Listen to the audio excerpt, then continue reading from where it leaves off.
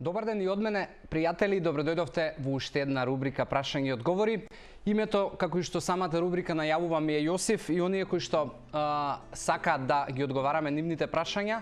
може да го направите тоа користејќи ги броевите на телевизија Телма, користејќи го хаштагот #AskJosif и исто така моите канали на социјалните мрежи, Инстаграм, Фејсбук и исто така може и да најдете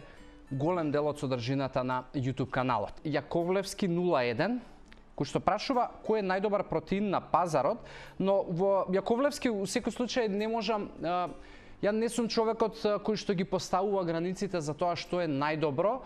Пред се, за да знаеш што е најдобро за тебе, мора да знаеш кои се твоите цели. И кога зборуваме за суплементација и користење можеби на протеински шејкови, протеински прашоци во делот на исхраната, особено после вежбање, мора да ти е јасно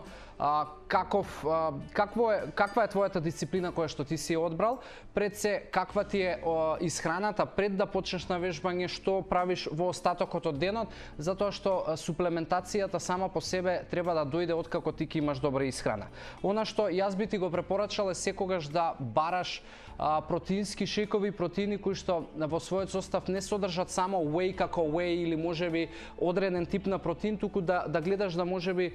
имаат комплекс и од